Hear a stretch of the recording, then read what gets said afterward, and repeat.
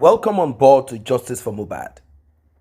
Now, why is it that the CCTV somehow could not see daylight? Why was it hidden? Why was it manipulated? Who are the people that the CCTV was going to expose? Ladies and gentlemen, prepare for this one. This is a huge, big shocker. If you think all is well, if you think, oh, what a pity, this family, oh, what a pity, what did they do to Mohbad? If you had that thought back then, well, I will need you to scratch it. Scratch that thought. Scratch it, because as it is right now, it is no longer what we were thinking. There is more to what the eyes can see. In fact, what you're about to see, what you're about to hear, I just need you to be prepared for it. Be prepared for it. Be prepared for it. Because it is mind-blowing. It is unbelievable. You get to find out what they have been hiding and what they have been afraid of. Why somehow family members worked against the CCTV and the content of that CCTV. You get to see, you get to understand what this is all about. How come? Why? Common sense. Everyone was on board. Everyone felt that that CCTV was going to kind of give us answers rather than us waiting for the corona inquest and the so-called stories of it. Why was the CCTV worked against? Why was the CCTV manipulated? Why is it that we could not get headway? Why? You don't need to ask yourself too much questions, because answers are going to be presented in some couple of minutes. Ladies and gentlemen, pray, hope, and wish that you do not have friends, family who cannot do the needful. They can't do the needful.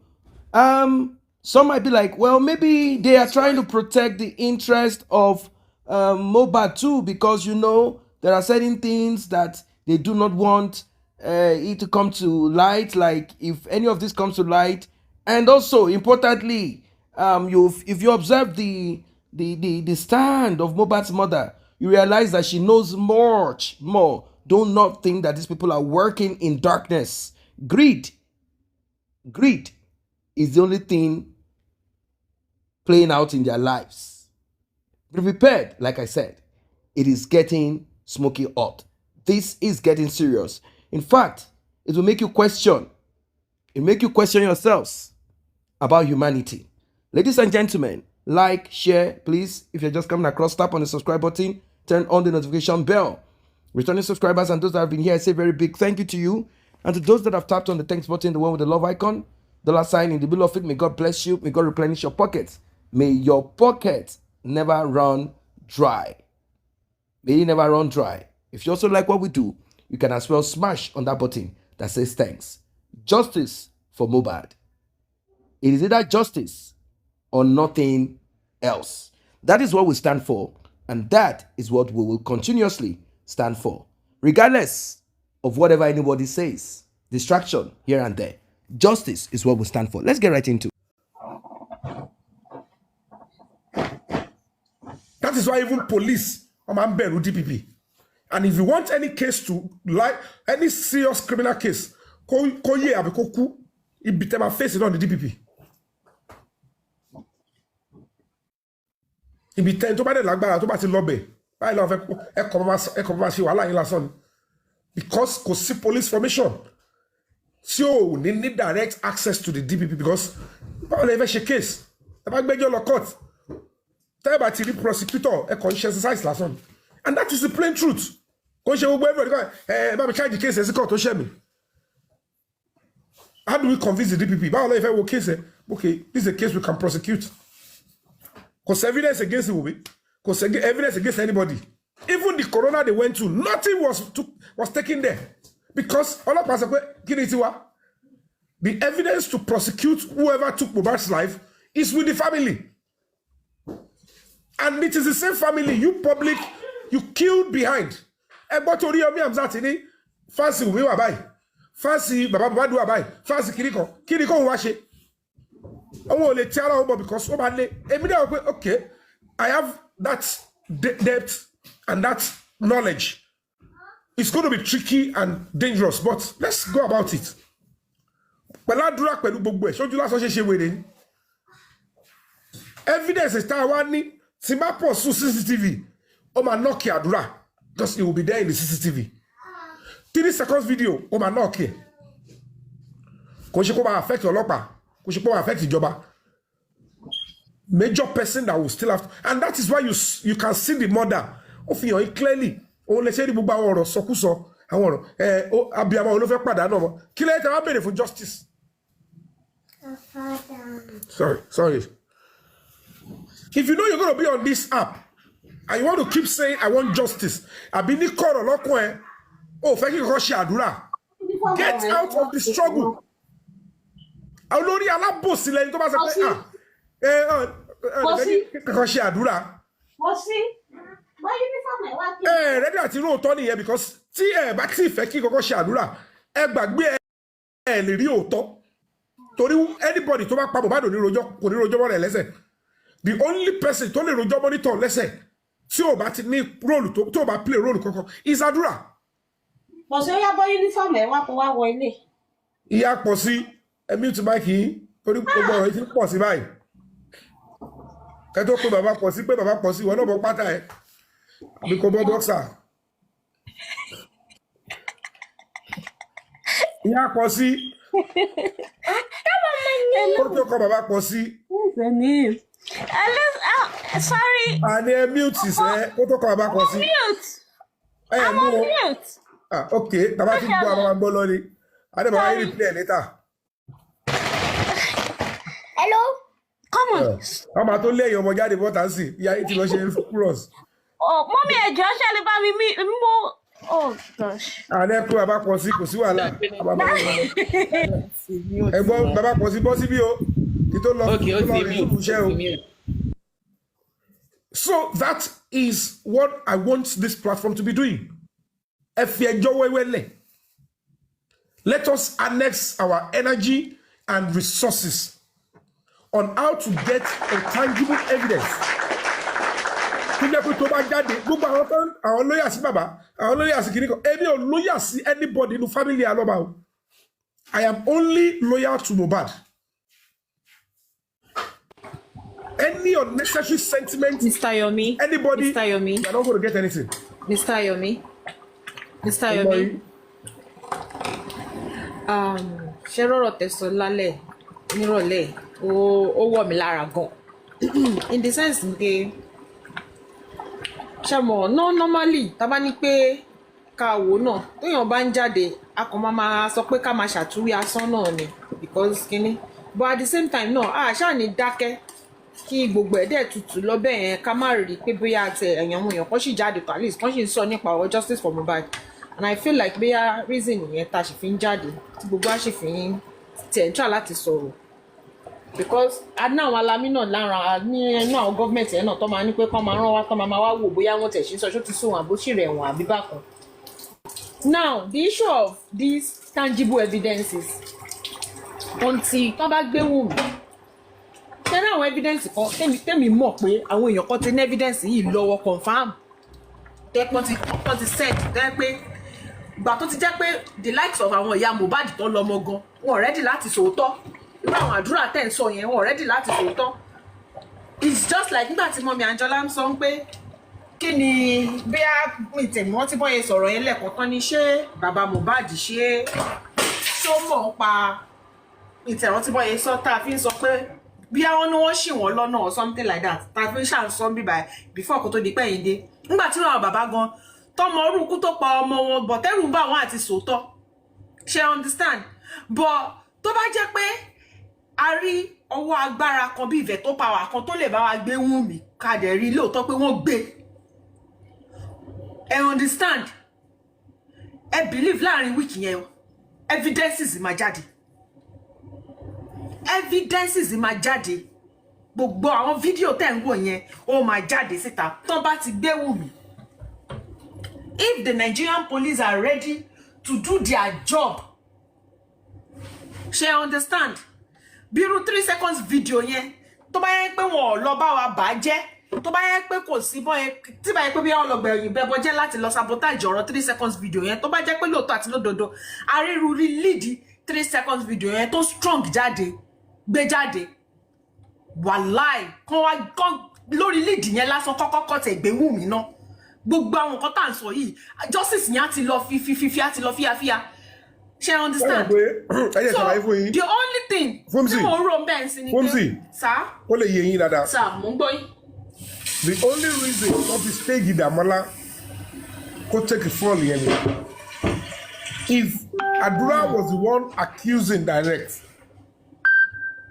so then ní òun wà ní òun ní evidence lọ́wọ́ that is a direct accusation. And don't get it twisted. Àwọn ọlọ́mọ bó ṣe stage Damola ẹ̀ wọlé because wọ́n fi lè pe gbogbo yín ò béèrè fún rárá ọlọ́pàá ẹ̀ ká máa 15 tó wà nílé ẹ̀ láti sòótọ́ pẹ̀lú ra yín dáadáa lórí app yìí àwa láti wà bẹ́ẹ̀ láti bẹ̀rẹ̀ lórí TikTok àsìmẹ̀ none of you challenge even the police ipe ìwọ ọlọ́pàá ẹ̀ fi Damola sí ara àwọn 16 tó wà nílé yẹn. Even as we speak, one of the fundamental problems all of you are making is you were removing the Damola out of the whole equation. It was until he put himself forward and we critically analyzed Tani Damola. What role did he play? And we went back to the beginning of the stuff and we realized that he has been mentioned as one of those to gbé body Mohbad lọ sí first hospital to get Kuramed. So and I look at the timing. Báwo ló ṣe wà lára àwọn tó gbé òkú Mohbad ẹni tí wọ́n sọ pé lójijì ó bẹ̀rẹ̀ sí pòfolo láàrin ìṣẹ́jú 5 sí 6 they know they have to rush him to hospital. Hospital to rush ẹ lọ is within 1 to 5 minutes sílẹ̀ Mohbad. So that means pé within 10 minutes. Ibo ni wọ́n wà ìwọ Damola.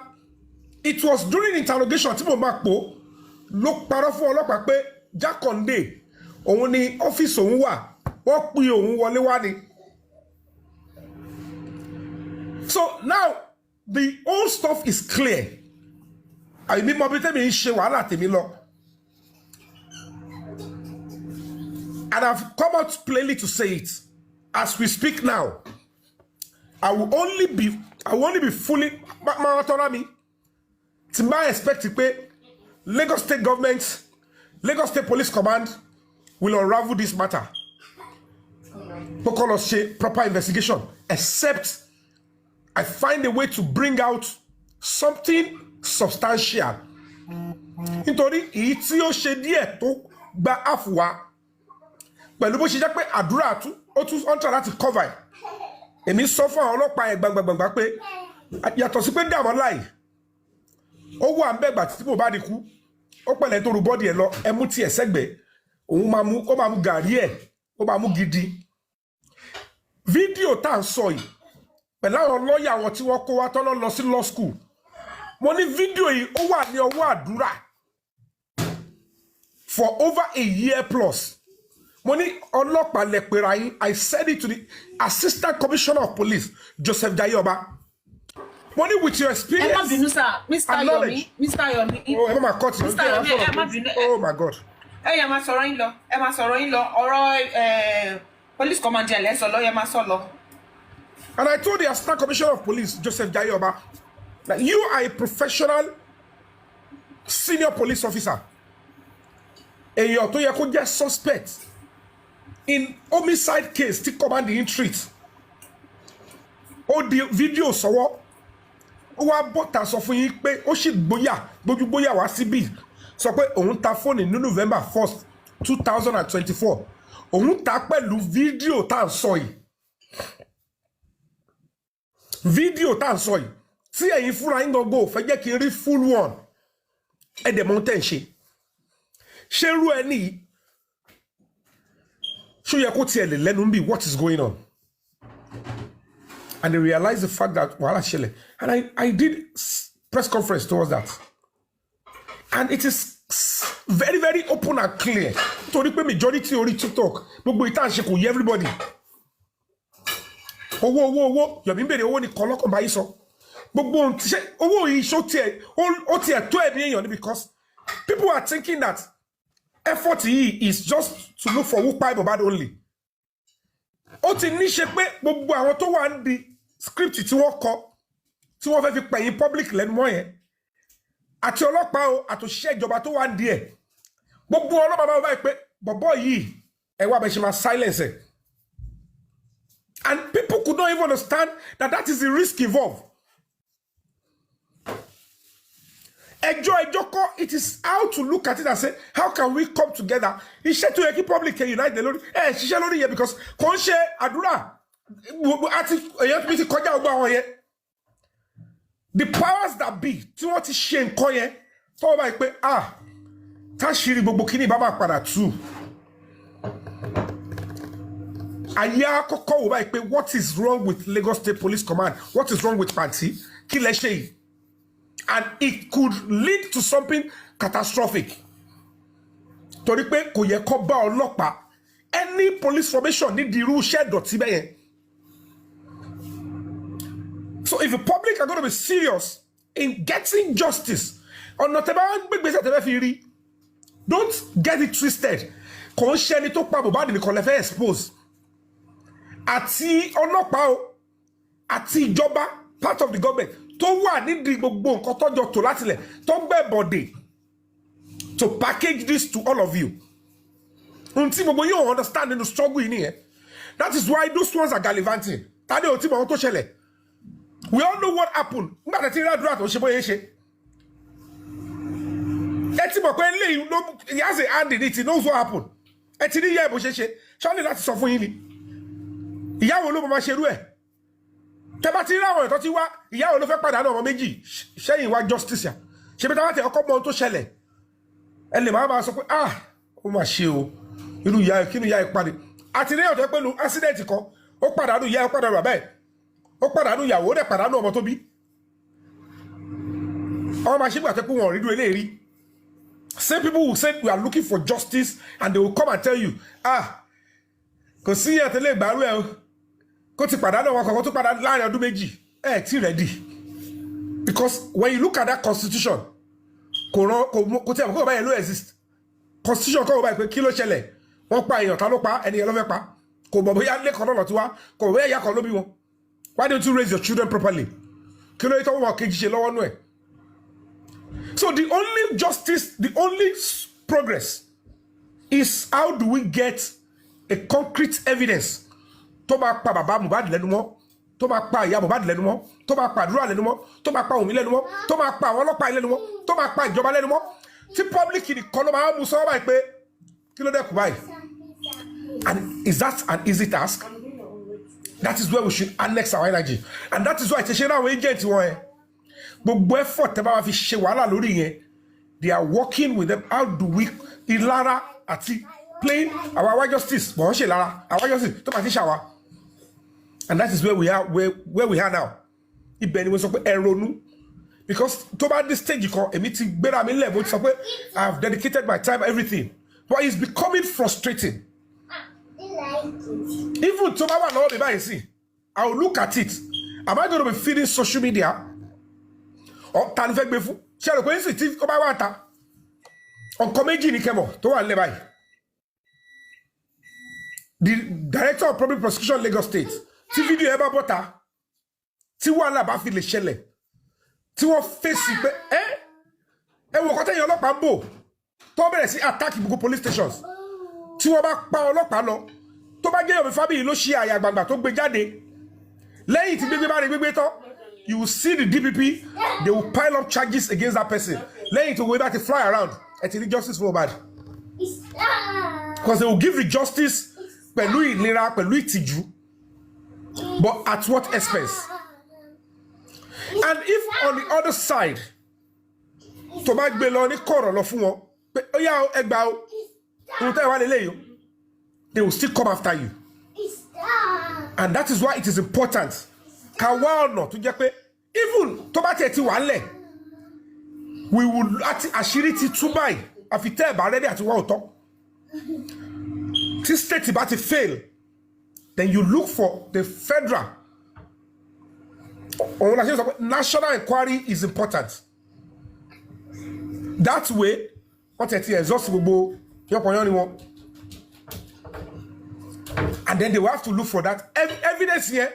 Táwọn tí next person developer tí wọ́n máa lò, they will pick anybody up as quickly as possible.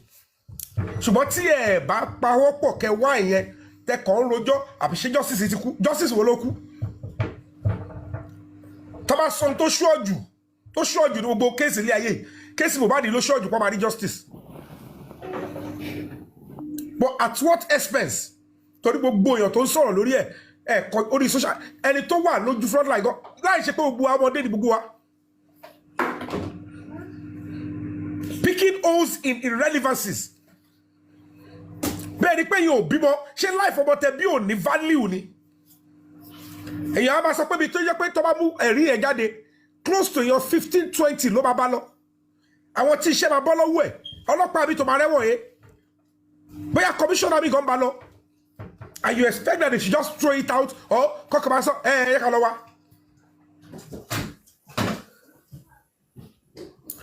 That is if you are sincere and genuine.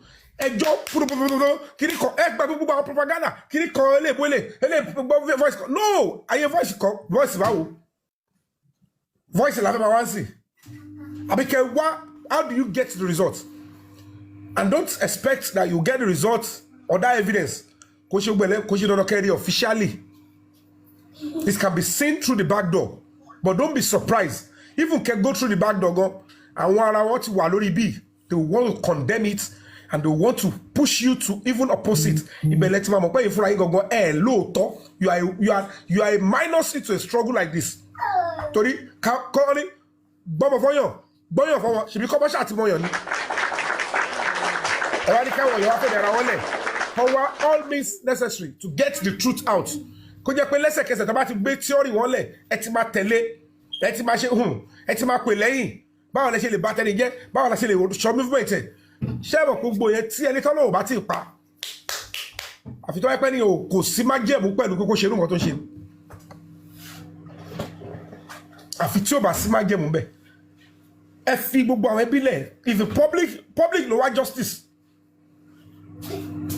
tí bá bàbá ready kó ń wá justice even before they give that pronouncement around corona inquest there are things that they can bring forward tó máa drag Adura padà wá sí corona yẹn ó máa gbọ́ tọwọ́ ẹ lẹ́ o.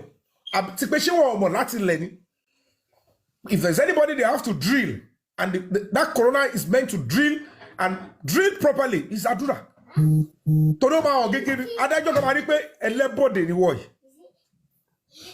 You were there when this thing happened. But testimony driver, to meet the testimony. How come you and the brother? You are going to lead the onslaught. Justice for my brother.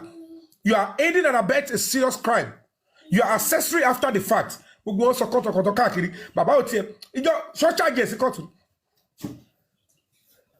If they embalm your son, the fact remains that me and Shebi Mohbad. Mo gbé case lọ party.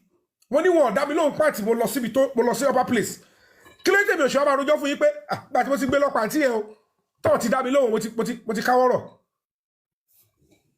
And people will be giving excuse pé bàbá yẹn wọ̀ kí ara ẹ̀ kò mọ ọkọ tó máa ṣe.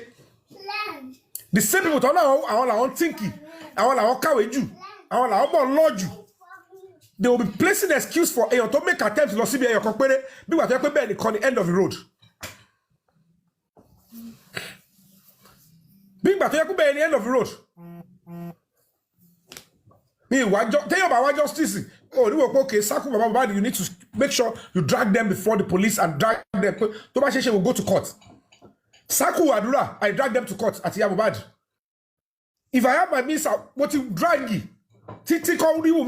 You must get to court. But two more okay, let me even incite her, boyo ba te ta sí mi. Kó tiẹ̀ sọ pé òun tiẹ̀ fẹ́ charge mi sí court ká ṣe wá. Kó tiẹ̀ sọ pé lẹ́ni ìkọ̀pọ̀pọ̀ kọ lẹ́tà kan sí mi. Látọ̀dọ̀ ọlọ́pàá tí màá ní tẹ Nàìjíríà lẹ́sẹ̀kẹsẹ̀. Because everybody is saying, come with me. If you go direct, I'm gonna block it. Or better, Kuku accuse me of anything. Come on, boy, I'm laying you, I'm laying you. Come on, boy, I'm waiting one there because you waiting there. And it's you, Krobitowa. I'm a condemn and it's free every day, giving updates, every updates. Change, but it's absurdity. That is why this country, you look at it as how will it go forward?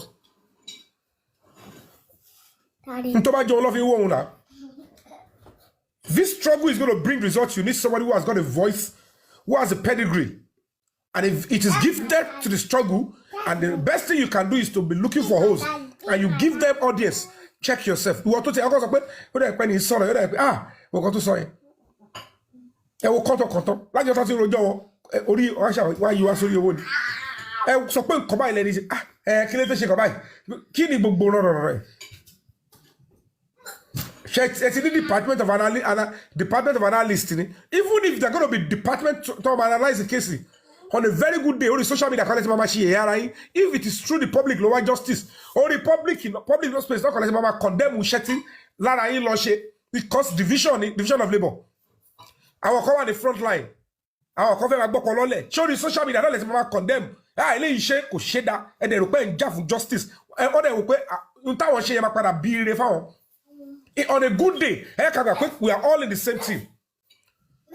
Shebo mama correct. Tama move forward ni. Ele ma se ko bai. Wa joko. Àwọn le ala la wọ́n analyze iṣẹ́ ta wọ́n ni o. Nta wọ́n good na ka ma sọ en tó ṣe da tí ó ṣe da. So every day you open your camera, you condemn people putting their lives on the line. If you will see that one out.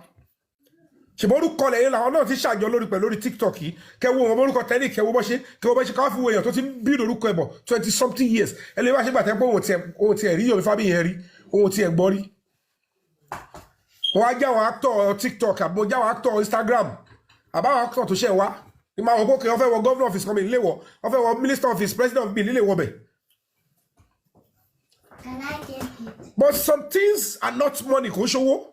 It requires sacrifice and honesty. But look, to bagi your man it's okay. Taba expect the crowd in justice running. Nobody will be moved to even do something reasonable because Lenny, Aladegun, Atolade Ogun Lola. Hama Sumwe, Ofe Magelese. Because all is all you can pay you official wrong. Ẹni tí ò ní kú ẹni tó bá ròyìn ogun ò ní kú sójú ogun àfẹni tó bá forí gbégun lọ they will be looking báwo ló ṣe mi bá lọ máa bọ òòṣà kí máa lọ forí ṣe kíní kan ṣe bí kí n ti ní success ni àwọn tó pa Mohbad àtàwọn tó block justice ṣé wọ́n sọ wípé Jésù làwọn pè pé Jésù o báyẹ̀ kí Mohbad rí justice o Jésù lọ pè. Tó bá dé pé o lè fẹ́ rí ọkọ ẹ sọ pé àwọn tó ń block justice àti ìyá Mohbad fún rẹ o pé Jésù ló ń pè kẹbọ tàwa sọ àbí Wunmi gbogbo ṣe Jésù ló ń pè bàbá gan tó wọṣọ white tó sọ pé Jésù nìkan ló ń pè.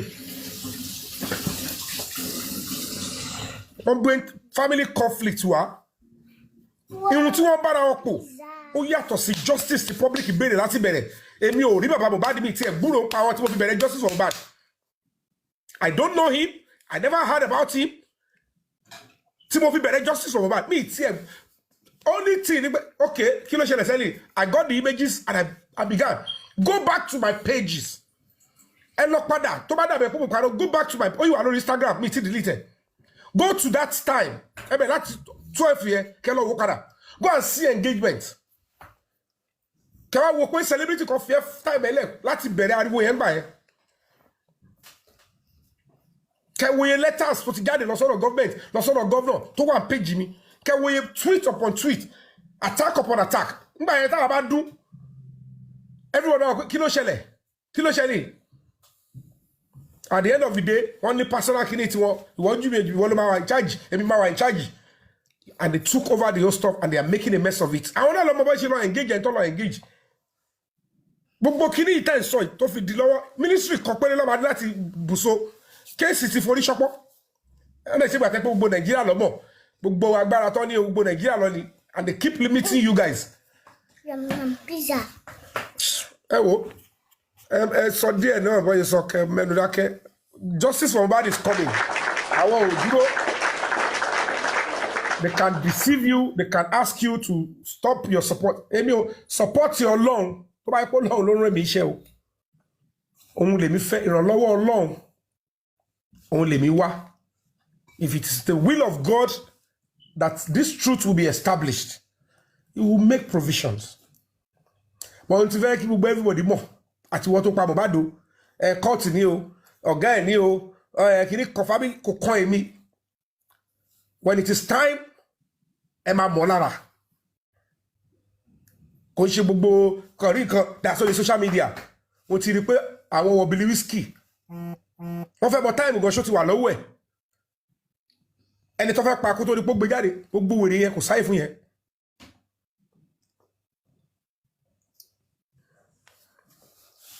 Kò sí àyè fún gbogbo pátákópa yẹn. Because majority are just interested about as it can satisfy anxiety and not something that will create a proper channel for a better life for all and sundry. I am interested in my country, not my individuality. So, I'll try you, I'll be your Joe, tó bá ti yá Ọlọ́run. He knows how to. Ọlọ́run ti ṣe débi kan tó lápẹ̀rẹ̀. Wọ́n dẹ̀ ti mọ̀ pé pìtìpìtì ti bá wọn. Sọ fún wọn pé bàálù tó ti lọ ti pẹ́ òun lọ ṣẹ́wọ́ sí. How? Bọ́lá ṣe máa round the up. Ọwọ́ Ọlọ́run ló wà torí despite the fact that I put my life on the line. Ó ṣe pé òmùgọ̀ èèyàn ló máa lóun gbárí kankan. Wọ́n á mẹ́sàn-án wọ́n á pẹ̀lú gbogbo èèyàn táyọ̀ tí ó tiẹ̀ mọ̀ ọrú wá. This one will keep betraying this one. I'm this, I'm that. I'm about òwe wèrè. Àwọn òwe tẹ́ bá fi wà nú ẹrú. Kan lè gbàdúrà kó bímọ mẹ́ta kó kú. Kan lè ṣe kíní kan. Gbogbo àwọn jágbajàgba. You can't be doing justice. Ẹni tó wà fọ̀lúmọ́ kó ṣe tó àti fọ̀yẹ́ ẹ̀ mọ́ ni. Kò sí justice tẹ́fẹ́ wá. Tó bá wọn bá dùn à ń gbọ́ kọ́ gbọ́ dáadáa. And he knows the truth. Ààrẹ ń gbọ́, ààrẹ ń tutù. Nígbà tó kọ́kọ́ débẹ̀ ni ó rẹ́ jẹ́. Wọ́n rí ọmọlẹ̀ wọ́n rẹ̀ ń bábù. Ṣé ọ̀rọ̀ rùn kọ́rùn kan ni? Ṣé wọ́n rẹ́sẹ̀ Mohbad kó kọ́ ni? Kí là ń tọ́ra wa? Kí lọ́jọ́ sọ tó fi gbá blast wọlé tó fi gbókù Mohbad níbo lọ́lọ́run gbé lọ? Táìmù tó fi lọ pa blast ọlọ́pàá kọ́lẹ̀ wa lọ pè ní tó bá yẹ pé fẹ́ jọ́ sùn. Kí ni gbogbo rọ́tẹ̀ kan tọ́ fúnra yín ṣe gbogbo ẹ̀? Ẹ wá dé corona wọ́n Adura ẹ̀ síbẹ̀ pé ó gbọ́dọ̀ sọ̀rọ̀. If gbọ́dọ̀ hálẹ̀ kọlu court against Adura ẹ̀ kí adájọ́ kó bá sọ pé ọ̀gbẹ́ni tell us what to know. You get all the order against him. Gbogbo ọ̀tọ́ ló ń tẹ̀lé ọ̀ṣẹ́ gbogbo ẹ̀ kí ni corona court yẹn lọ́wọ́ tí ọ̀dà àkókò lọ ṣe forensic Adura. Corona court yẹn lọ́wọ́ tí ọ̀dà àkókò lọ ṣe CCTV. All of you are deceiving yourself. Ṣé ẹ mọ̀ kàn tó pé corona inquest ni? Even if the judge is not even experienced, people there would say, we want an experienced corona judge. This is a high profile case. Afẹ́ wá di òótọ́ ni na. Kí ló òótọ́ tó gbé lọ bẹ̀? Ẹjọ́ wèrè. Gbogbo yín tẹ̀ pariwo dáadáa má gbà tó débẹ̀ lórí TV ló ti bá wọn sọ̀rọ̀. Wọ́n bẹ̀rẹ̀ question lọ́wọ́ dáa ọlẹ́ kíní kan tọ́. Kí lẹ rí mú jáde ní ọ̀rọ̀ Naira Marley? Is that the corona inquest ẹ fẹ́ gba ẹni tó pa Mohbad? At the end of the day, wọ́n ní kí lè tọ́ ṣe yẹn Naira Marley. Ẹ wo nǹkan tí yẹn sọ ní corona court. Kí lẹ fẹ́ kọ́ fi dìmú dá dúró sínú kéèsì yẹn? Kí lẹ fẹ́ kọ́ fi dá dúró sínú kéèsì yẹn? Because they just want something to silence the public. So the government didn't want to waste time and their resources to investigate the case. I want to let you go. I want to let you go to some. Ade ẹ má tún dára yín láàmú. Tó bá yẹ ká tún gbówó lẹ́gàn àti gbówó fún yín. Ẹ má ṣèwádìí kankan. Ẹ jọ̀ọ́ ẹ má ṣèwádìí. Simple thing tó wà ní kéèsì nìyẹn. Ó tọ́ tẹ́fẹ́ gbọ́ ni mo ti sọ fún ilé nìyẹn. Ẹ má ṣèwádìí kankan. Ọlọ́pàá ẹ má bọ̀. Ẹ má wá wádìí kankan. Ẹ gbà ẹ má ṣèwádìí. A máa gbé kan fún public. Ó yá ẹ sọ̀kan tó ṣẹlẹ̀ ká wá ẹ máa package. Òun lọ package fún yín. We as an NGO we said no. Àwa òótọ́ làwa wá. Àfẹni tí ò bá fẹ́ bọ́ lọ́wọ́ nípò ẹ̀ ní go and check my record. I fight for truth and justice. Èmi ò ní kan méjì tẹ́mi wá ṣe ilé ayé. Ó sọ clearly Ọlọ́run ní jẹ́rìí. Ẹni tó jẹ́ àbúrò Mohbad gan tó bóyá ẹ̀gbọ́n ẹni tó bá mi sọ̀rọ̀. Mo ní I am 100% committed to justice for Mohbad and that is what I will do till I pass. Bá lọ́rọ̀ bọ̀ wá kọ́ wá yìnbọn fún mi. But sorry, pẹ́ pamílẹ̀ ní kọ́bọ̀ tẹ́ wá yẹn lè bá lọ́wọ́ mi. So at the end of the day, Mohbad is going to get justice. But not all this old, I'm this, our delay, our Nikiriko. Until you Jacob Afide away. Everybody, I know, Pada, on the bottom club, or the social media, not condemn. And take a too long see, I don't know how to Pada, face here. And won't see me, Shassile. You want to pop more Jew, your family law, only passion, your family law, or low to your family law. Put your son in the front line now. Oh, Lord Catholic is why you I bet a joke or something. You want for your own interest. So the only thing you want to do is to condemn your family barbaration. Moshe phone forensic. What about a condemn? She be doing just on the social media. To buy physically, she will baby sorrow. I put my life on the line. So, King White here, Oshogu. I because I will tell me couple of Bashogu. So, I'm watching without quite sit up. Shobako told him also that a forensic was done on his phone. You better only quick. Kadimoni, only the phone was confiscated. He wanted to collect it for long.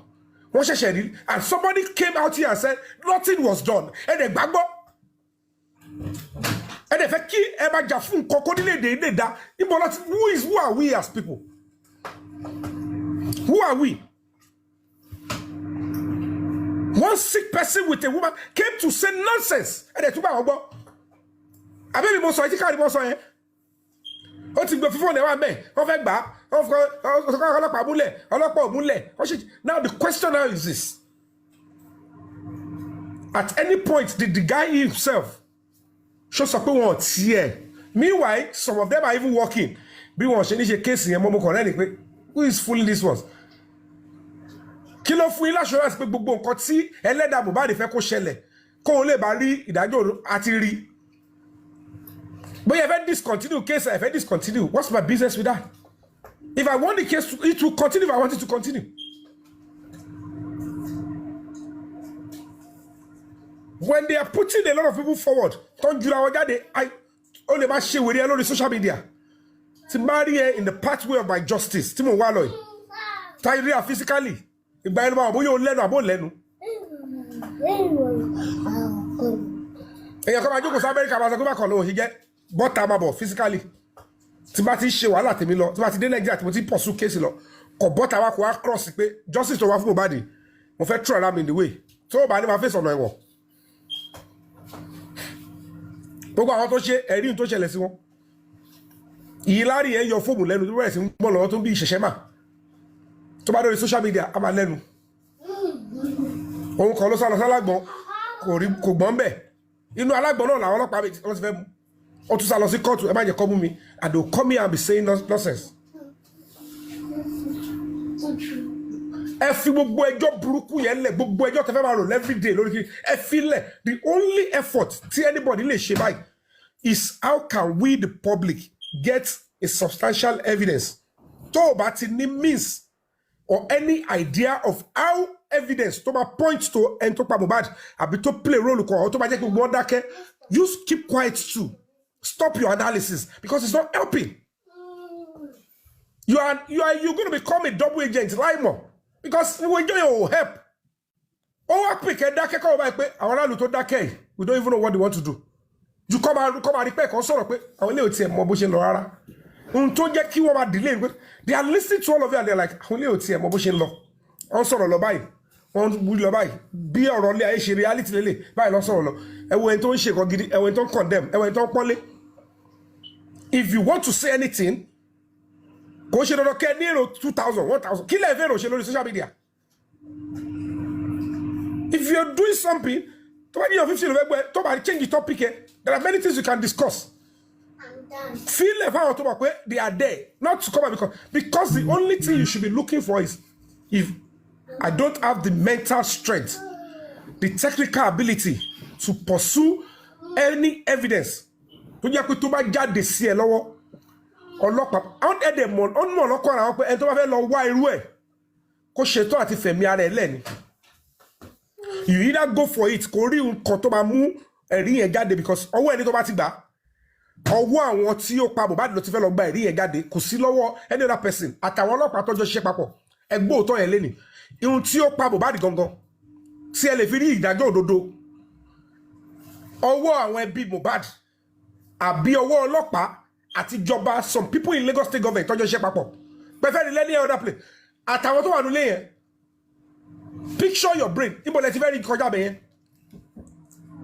anybody tí yóò bá dẹ̀ ti lè fèsì àwọn yẹn whether kò fèsì ọlọ́pàá pé ọlọ́pàá ẹ máa múlẹ̀ sẹ̀ by going to court against them pé fóònù tó wà lọ́wọ́ yẹn máa mú jáde ọkọlẹ̀ or kò fèsì member of the family Mohbad Adura ni o Wunmi ni o tó bá ti lè fèsì wọn débi pé tó wà lọ́wọ́ kọ́ wù jáde àbáwọn tó wà ní àyíká wọn irú King White yẹn ẹ lè rí kọ̀ọ̀kan tẹ́lẹ̀ fi win the case ẹ kọ̀ bàbá rojọ́ lórí social media àbá condemn eléwowó tó bá ṣe wàhálà tẹ́ǹtì ẹni tí tẹ́ òṣù kọ̀ọ̀kan lórí ẹ kọ̀ fún àwọn tó yẹ kẹ́ fún láyè ẹ kọ̀ fún wọn ní unnecessary audience tó dáwọ̀ pé ẹ tí wọ́n pẹ́ tí náà ti fẹ́ borúkọ ẹ̀jẹ̀ ẹ̀yin náà bí lórúkọ náà bàbá fúnra ẹ mọ̀gbẹ́ tó bá fẹ́ rí ẹ̀rí ikú tó pa Mohbad ọmọ òun ó ẹ lè rí lọ́wọ́ Yomi Fabiyi ẹ lè rí lọ́wọ́ Monjola ẹ lè rí lọ́wọ́ olórí ẹbí ẹ lè rí lọ́wọ́ Kid Boss bàbá mọ̀ pé tó bá fẹ́ rí ẹ̀rí ikú tó pa ọmọ òun àbí òun fẹ́ kí èèyàn kó dúró sọ ikú tó pa ọmọ òun ṣáwọn tí ò sínú nílẹ̀ máa bèrè lọ́wọ́ ẹ̀ ni ẹ máa bu àdúrà so àwa wá bu àdúrà so àdúrà dárúkọ Zobo bàbá yìí ni first person tó kọ́kọ́ takò pé kí ló nítorí wọ́n bìlì pé Zobo yẹn tó bá dárúkọ ẹ̀ ó lè ṣekú pa àdúrà ẹni Ṣàngó tójú ẹ̀ wọlé ni wọ́n mọ̀ pé ẹni tó ránṣẹ́ wọ́n mọ̀ tó sọ wọ́n mọ̀ ìdí tó ṣe fẹ́ kí wọ́n lọ sọ́dọ̀ ọ̀bọ yẹn that is why all of them are silent tí bàbá bá sọ fún ibò wà nǹkan tó pa ikú Mohbad ọlọ́pàá bá mi wá ta ni ká bá yín lọ wá ṣe present ọmọ yín fún wa ká wá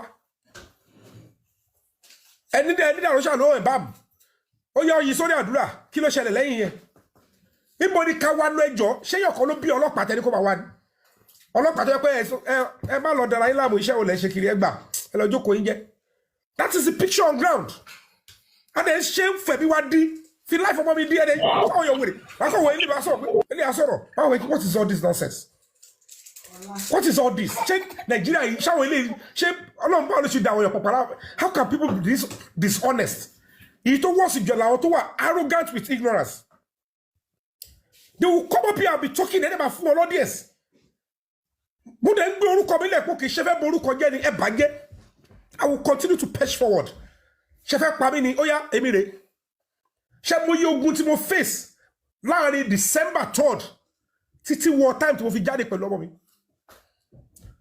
ó ká wọn lára pé báwo ni Yomi ṣe wà way ahead of us mi ṣe ní wà way ahead of you nígbà tí inú mi mọ́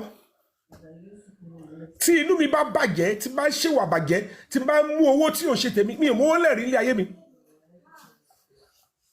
mi ṣe rí mi ò mú kan ní kan ẹ lọ wo movie industry bó ṣe wà 24 years àfi tó ní tó bá fẹ́ bọ́ lọ́wọ́ ní kò tí ẹ lè ṣẹlẹ̀ kọ́ wá ní Yomi o àtẹni tó láìkì àtẹni tí ó láyà sọ pé ọ̀rọ̀ owó wá ní ẹyọ yẹn kúrò ẹ lè ló lágídí o kó bá jà fún ráìtì o pọ̀ pé owó náà Yomi Fabiyi suddenly mo fẹ̀mí mi lẹ̀ wá àwọn kan tí tẹ́ mọ̀ rí ẹlòmíì tí ò ní ẹbí ẹlòmíì bóyá ò lè ló jà tí tó fi lọ lúbo mi ẹlòmíì àwọn máa sọ fún yín who I am and you listen to them and you allow them to even despite all the things I'm doing.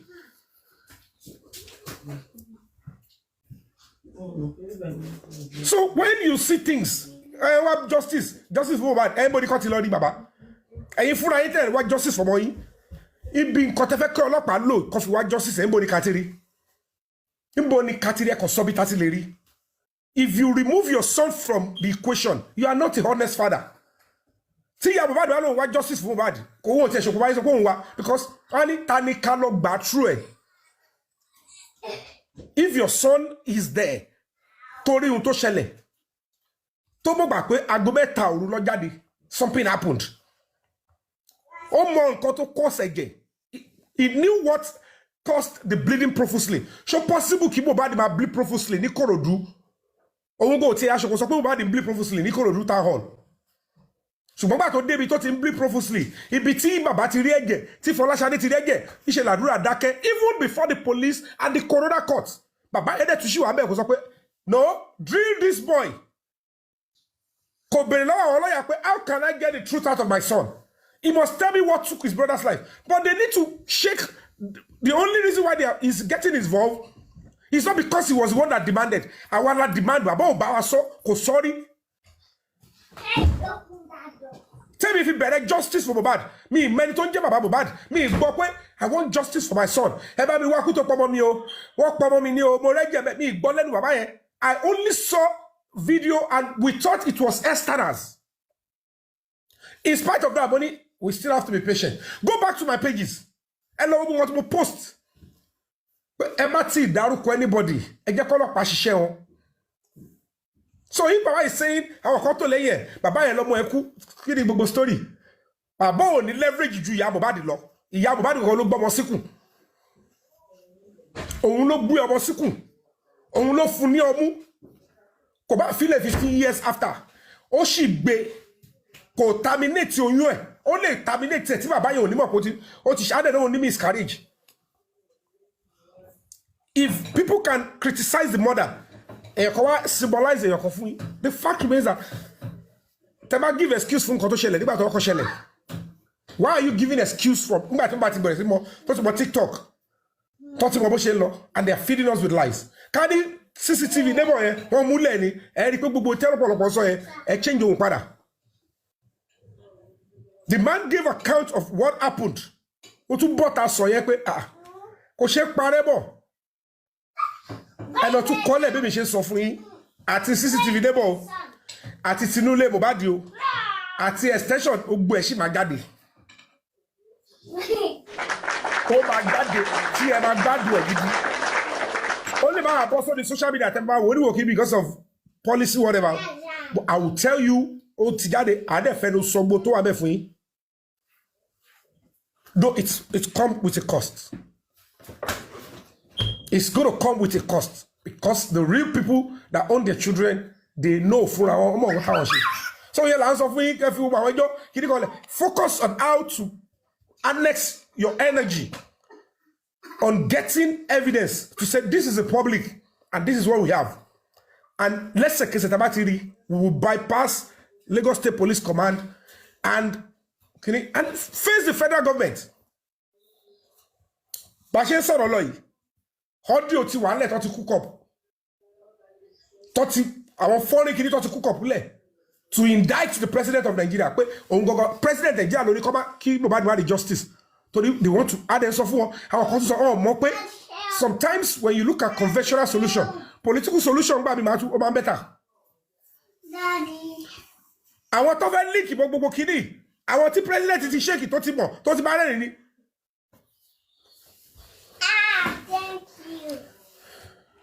Because one more pé Mohbad marry justice. Àwọn opponents yẹn kọ́ pé káwọn lò to their own advantage. Covid destroy, tó bá destroy. And then they get it. Yomi, ṣé gbogbo àwọn opponents yẹn náà ni wọ́n ti ń de camp yìí sí? What do we do? Ọ̀rọ̀ Nàìjíríà suyan. Ṣé gbogbo wọn náà ti ń de camp yìí sí? Ṣé fẹ́ gbọ́ tọrọ? Gbogbo àwọn tẹ́ rí yẹn. When Jonathan was going to run, Tony Koba run. Ṣé mo ye di campaign tẹ́ kọ́kọ́ rí gbà yẹn ni? Ẹ mọ̀ pé gbogbo àwọn kìíní báyìí.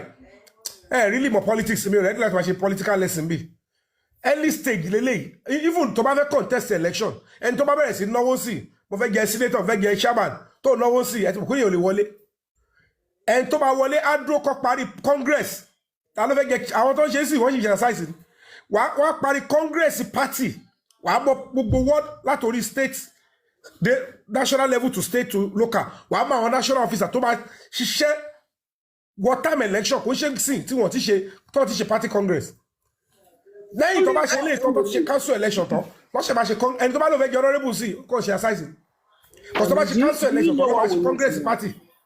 Do you know what we need now that we have to be working tán láti máa ṣiṣẹ́ fún ni pé we need public support now.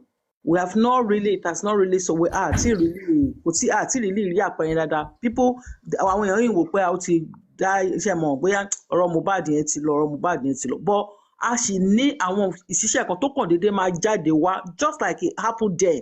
See everybody, I can't wò pé yes, it is true, kí ló ń ṣẹlẹ̀. We need that. How do we get that? The only thing to make kini call borrow quickly, which is direct and honest stuff.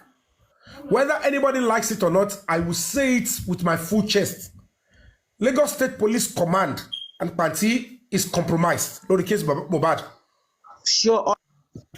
Kò ní ìtọ́ ò lè padà sílẹ̀ kó bọ́ sẹ́nu láyé.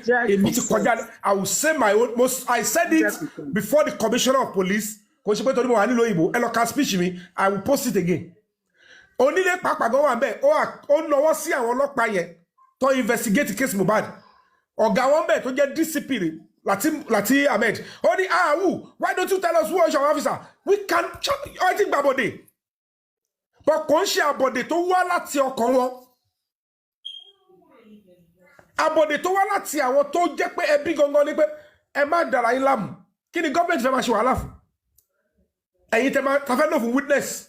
Ẹ̀yin tó yẹ kẹ́ máa ti wàhálà gbogbo ọ̀nà sọ pé ẹ ṣẹjọ́.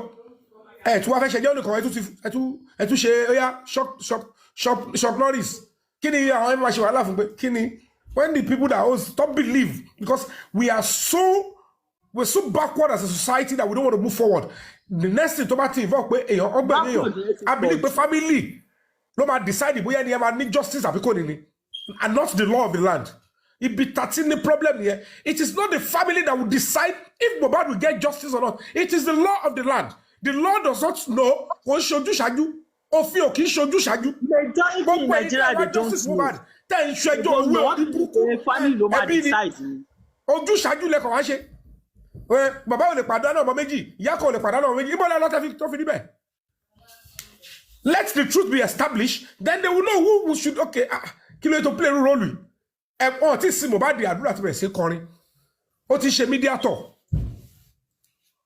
Ó ti ṣe gbogbo ẹ̀ ẹni tó fẹ́ take over show ẹ̀ nìyẹn. Ṣé ìyẹn gan normally common sense yóò kò sọ fún yín pé what is going on?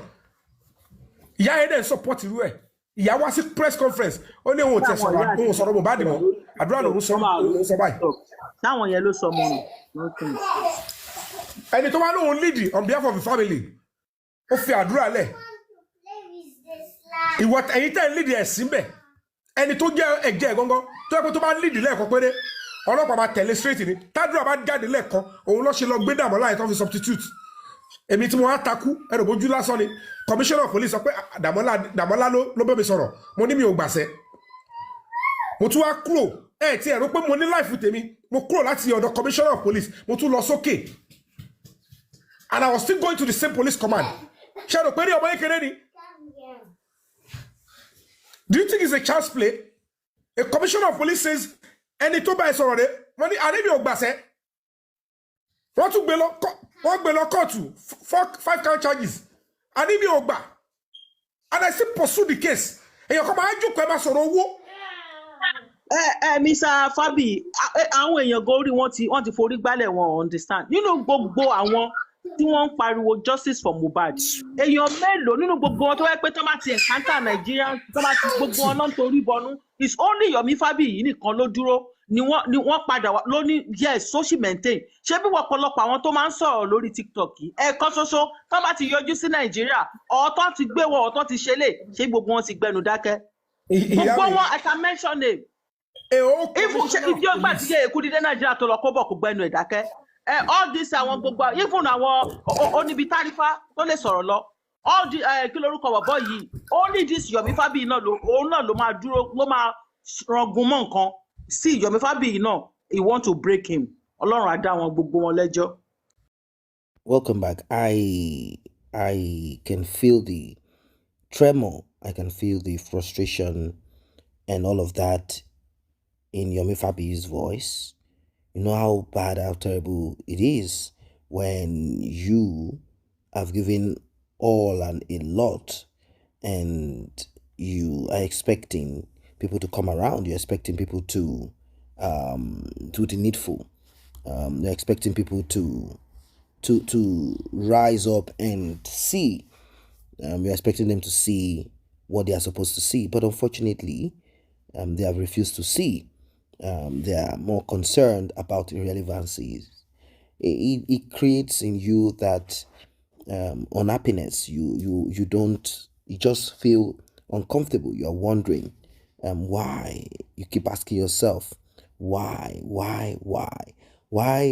is it that people have chosen a pathway of insincerity, How come people have chosen a pathway that is counterproductive? How come people have chosen that pathway that will not yield good results?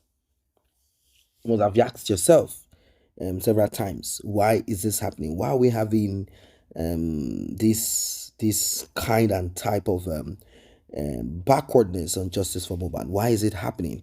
How come people cannot, and particularly Mohbad's family, why? Why? Why? I'm sure you must have asked yourself several times without number, like, why is this happening? But the thing about life, is having family members and having all of that does not necessarily mean that they will be there for you. It does not mean that they will see you for who you are and do for you what they are supposed to.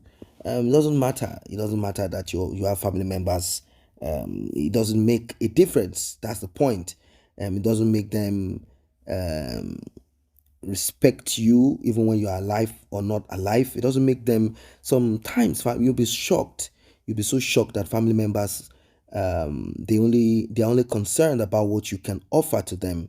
They're only concerned about what you can give to them. They're only concerned about how much you can offer to them, what you can offer to them. You'll be surprised. You'll be so surprised that is all that they think about. What they can get off you, what they can swallow, what they can take out of your life. You'll be shocked. You'll be shocked. Like, it's all about what they can. What you have no value to them. The case of the demise of Mohbad, it has shown to everyone how terrible family members can be. Family members, that's shown to us how wicked they can be. Many people probably cannot fathom it. They can't fathom it. To them, there is something about this family that they need to, that people feel there is something we need to look at, something that we need to take our time to profile. What are they covering? Is it Adura? Oh, we don't want Adura. We don't want, like, if we expose Adura, then we'll be exposing more people. That's it. If we expose Adura, then you know how these things are. We don't want to expose Adura. No, no, no, no, no, no, no, no. It's better we don't expose Adura. Let us pretend. That's basically what this is all about. Let us pretend. Let us act like everyone is fine. Let us pretend and act like everything is okay. Let us deceive members of the public.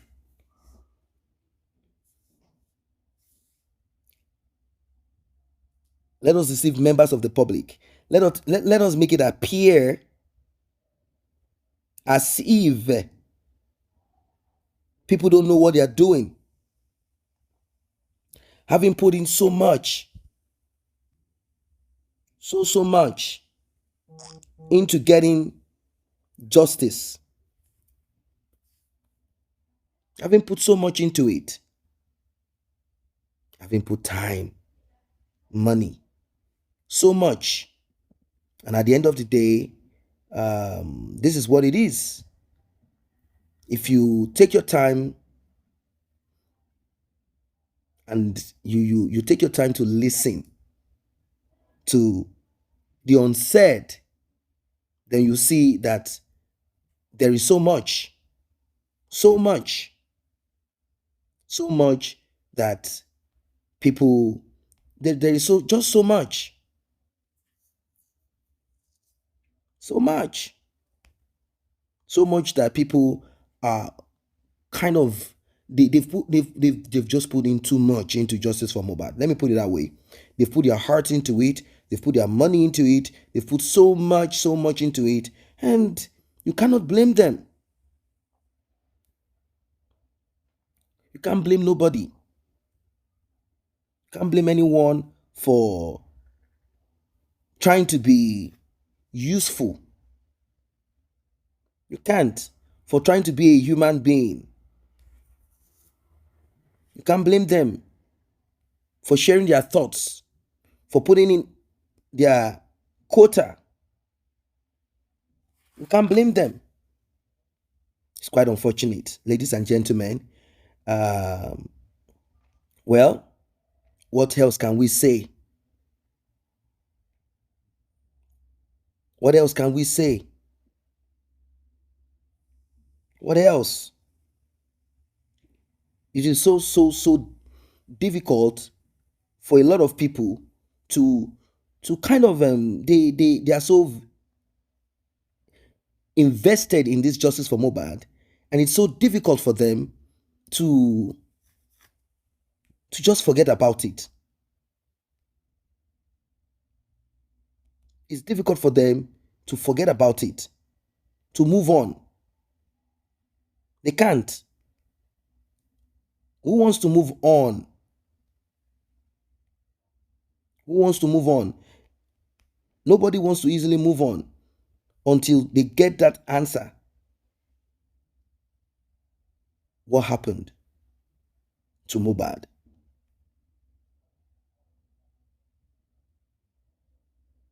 What happened to Mohbad? A big question that begs for an answer. Very big question. Till today, people still do not know how it happened, what caused it. They still don't know. So, if the reason behind the family of Mohbad, I mean the siblings of Mohbad, if the reason behind their quietness is to cover for one sibling or the other, then they have something to they have a lot to answer. They have a lot to answer the public for. I mean, the public need to know. And we're talking of, I mean, people have put in so much money and time and effort. So they deserve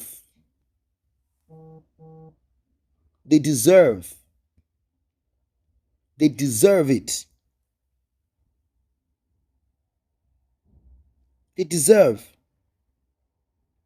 That's the truth of it. They deserve to know. They deserve to know what and what. They deserve to know. They deserve to know why so much lies. So Yomi Fabi cannot be blamed. I mean, it can't be blamed. Not at all. It can't be blamed. It cannot be blamed. No, Yomi Fabi cannot be blamed. He has done. I mean, come on. He has done so much that he has a right to say, look, I think there are certain things that we need to put right.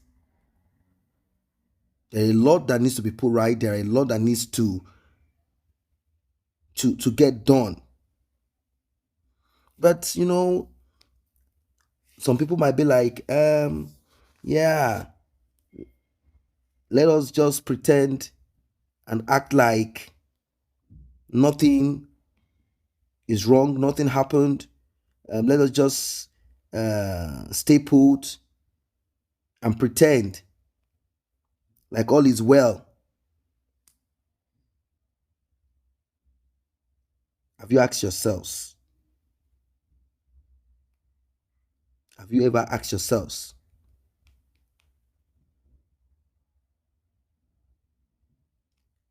What is the way out? And how come this family, how come they are this way? How come?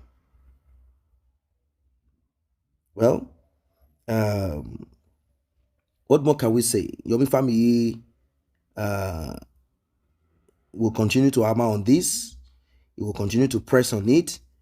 And just like any other person, it will continue to talk about it. Yes. It will continue to talk about it just like any other person. Yes.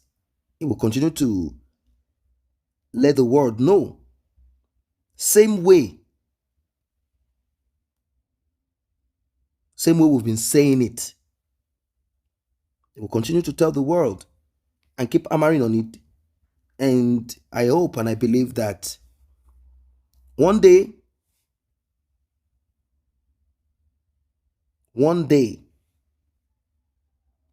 and that one day is here already, we will all,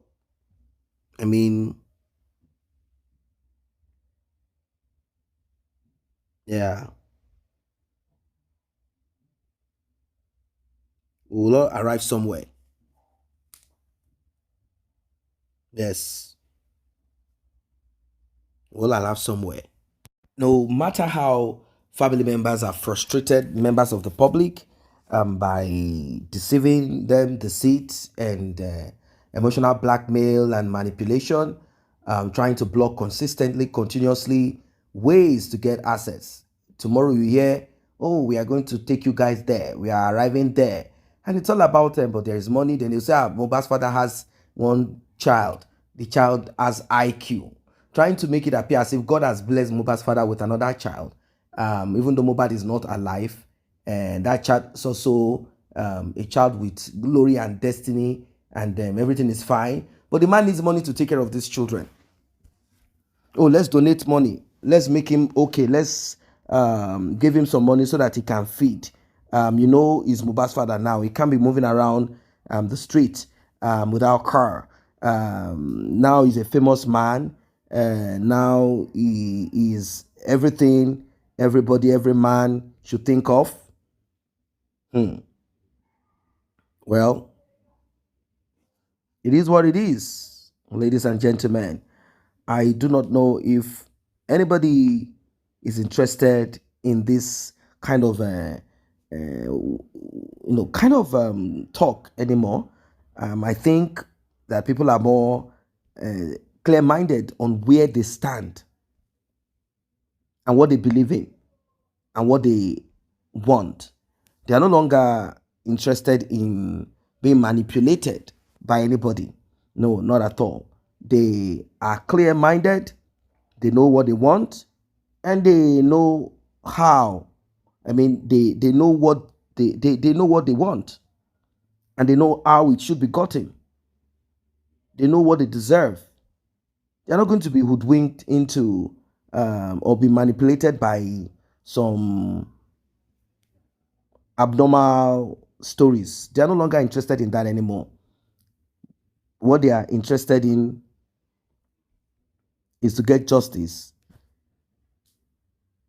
and get it like now. They want to get it now. You heard what they said. They said, we are not for Mohbad's father. We are not for Mohbad's father. What are we here for? We are for justice for Mohbad. Whoever it is, father, mother, family members in general, friends, frenemies, whatever you are, as long as you have dedicated yourself, your time, your whatever into making sure that Mohbad does not get justice, then hell will break loose on you. It's as simple as that. Hell will break loose on you. And that's the truth of it. If we are to tell ourselves the truth and we look at it closely, we should then ask ourselves, was there a reason for that CCTV to be handled the way it was handled? Was there any reason at all for that CCTV to be handled that way? Maybe, like we've said it, were they trying to cover up something? They don't want us to know some things. And what are the lies? What is the lie? What are the lies that have been kept for this long, for so long? And they know that the CCTV, if it is exposed, it will bring about a kind of eye-opening, and they are not happy about it. Is that what it is? Is that what it is? Like, we can't allow these people get access to this CCTV? Or is it about who is going to give access to the CCTV? Who is going to be the person that will be pointed to as the person who was able to kind of physically avail himself to get the CCTV? And when Mohbad's father was asked why he refused to access the help, he said he was expecting that the police will call him and not the other way round. It was more about give us money, give us money. Look at Brekete. Look at Brekete. Brekete is out of the picture. Can you believe it? Brekete is out of the picture. Brekete is out of the picture. He offered himself his service, but somehow we heard that they were expecting that Brekete was going to give them money, not to do it himself. And they felt like Brekete is not the way to go. It's about who is going to give money to them so that they can also make something out of it.